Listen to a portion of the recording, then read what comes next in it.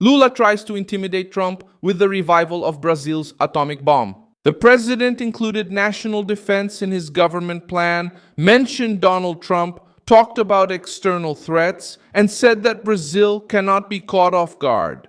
And he brought the failure of the nuclear non-proliferation treaty to the center of the debate, claiming that major powers remained armed while Brazil was left with its defense industry weakened.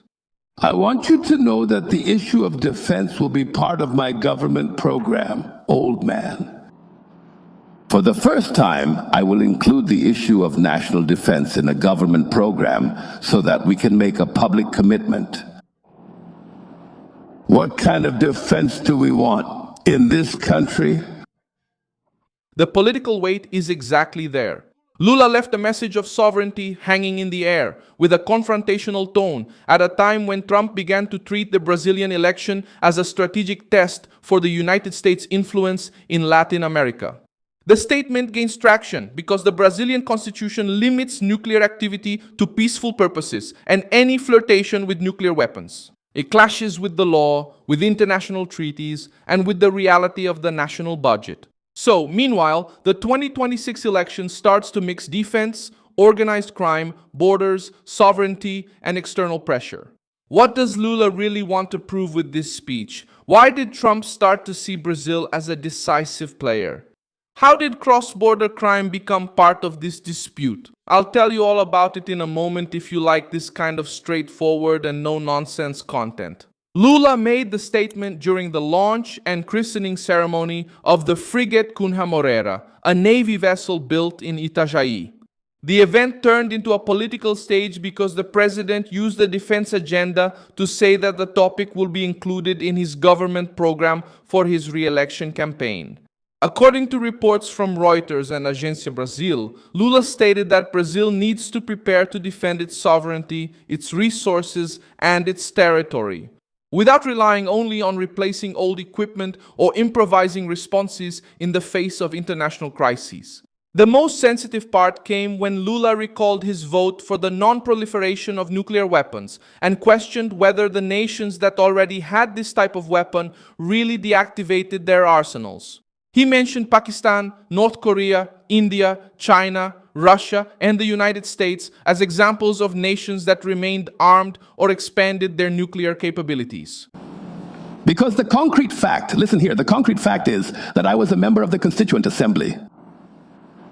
And I was one of those who voted against the proliferation of nuclear weapons. Because there was a commitment that those who had nuclear weapons would deactivate them. Did anyone deactivate them? Since then, Pakistan has armed itself, North Korea has armed itself, India has armed itself, China has armed itself, and Russia and the United States keep producing more and more nuclear weapons. And until recently, our defense industry was virtually bankrupt. I don't want war. But I don't want to be surprised. Instead of just talking about ships, the naval industry, or military modernization, Lula put Brazil into the most dangerous global debate, an arms race. The problem for Lula is that Brazil can't just turn rhetoric into a nuclear weapons program. The 1988 Constitution establishes that all nuclear activity on national territory can only be allowed for peaceful purposes and with the approval of the National Congress. The Brazilian government itself, through official records, recognizes that Brazil has been a part of the Nuclear Non-Proliferation Treaty since 1998. Trump got involved in this story even before the nuclear talk gained momentum on June 24, 2026. Agência Brasil reported that the President of the United States shared a Newsmax article treating the Brazilian election as the next big test in Latin America. The article stated that Brazil is the largest nation in the region and that the presidential election could be one of the most important contests in the hemisphere.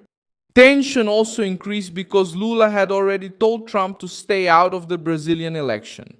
Reuters reported on June 17, 2026 that Lula acknowledged Trump's right to have political preferences, but stated that the decision about Brazil belongs to Brazilians. Trump, in turn, had said that Brazil was politically dangerous and tough.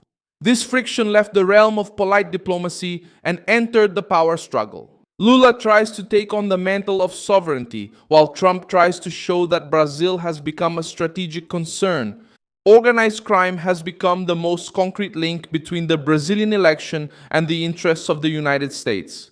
In May 2026, Marco Rubio announced that the United States would classify the Primeiro Comando da Capital and the Comando Vermelho as foreign terrorist organizations, effective from June 5. Foreign terrorist organizations effective June 5th. Reuters reported that Flavio Bolsonaro had addressed the issue in Washington and that allies saw the agenda as a way to give weight to public security.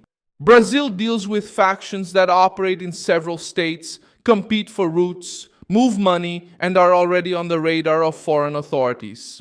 When these networks reach US soil, the issue is no longer just Brazilian public security. It becomes a matter of international security, financial systems, borders, trafficking, and sanctions. Lula tries to respond with sovereignty and national defense, while Trump responds with pressure, classification, sanctions, and an electoral perspective. In the middle, Brazilian citizens watch a dispute in which organized crime has become political fuel.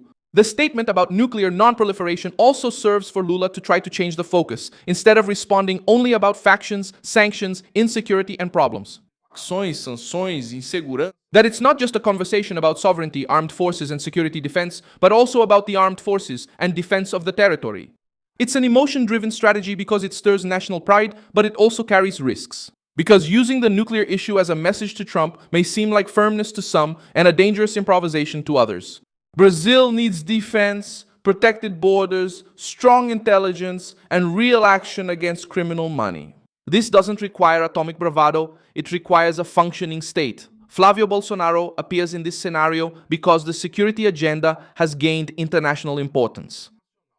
He was in Washington, talked to United States authorities, and brought the issue of criminal factions to the center of the bilateral relationship. The 2026 race hinges on this uncomfortable question.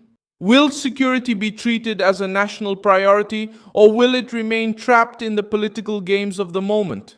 Lula's speech in Itajaí shows him trying to occupy a space that the left has kept its distance from for a long time. Defense, armed forces, military industry, and hard sovereignty.